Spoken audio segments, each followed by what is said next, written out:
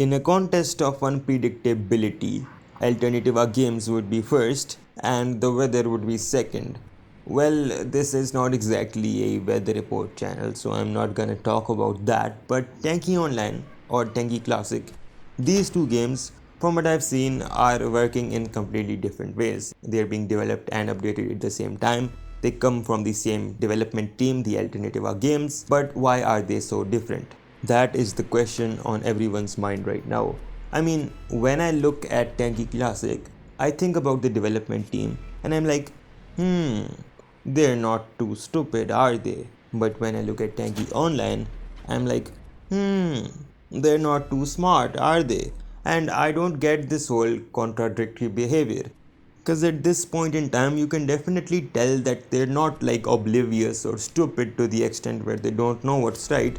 It's just that they're doing some of the things that should happen and they're not doing some of the things that should happen, even though they know that they should be done. And I don't know why you would do that. Like, why are you trying to promote one game in one way and the other one in another way when you know that only one of those different directions could be the right one?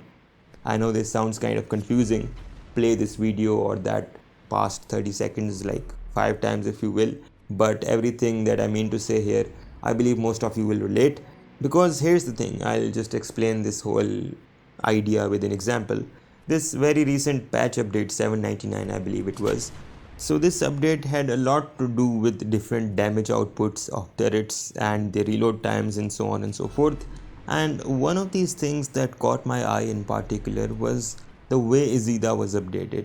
And the way it was updated, I'll just skip all the complications and basically come down to what's important, is that at this point in time, it's no longer like a support kind of a turret. It's not mainly there for healing. It's like any other turret, and the healing is like a bonus of sorts. And the reason why I'm pointing this out in particular, and this is a problem that I've had since a long time with Tanki Online, is because they're once again taking away the uniqueness of the turret. The reason why it was something that you would play to begin with is being taken away. Similarly is the case with Smokey. I complained about this a while ago, a while as in a year or two ago. The whole critical damage update, it was unnecessary to begin with in my opinion, because it's just something that makes Smokey special, right? So anyways, I won't go into that, but my point being that this update was not necessary. Just you could have just increased the normal damage of Izida and just get it over with, but like no. Anyways, at the same time, you look at the recent vlog and you see that they reveal what they actually gonna put in the containers in Tanki Classic. And when you actually look at those figures in the way they've been planned, you're like, dude, these guys are geniuses. But that's the problem. Why is that genius only acting at certain times in a certain game?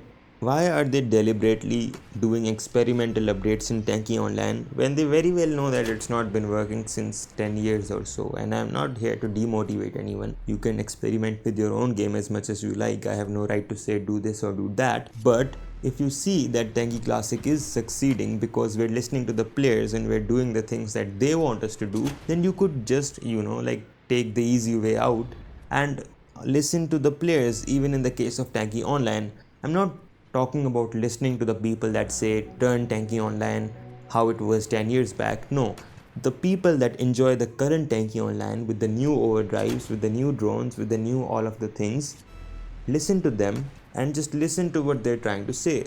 Change your game, or like not even change it, just mold it into something that the people, the players want, because that is what's going to increase your popularity, and that is exactly what's gonna make the people play that game.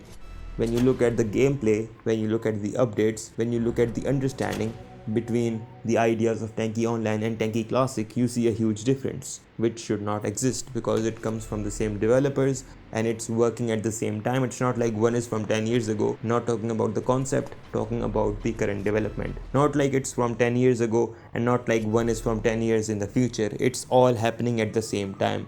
So like I said, there is a huge contrast for some reason. Tell me what you think about this in the comments, and if you have any suggestions that you think can make the situation better, then you're free to give them as well. And like this video if you enjoyed it. If you agree with anything I said, subscribe for more videos like this in the future, and I'll see you in the next one.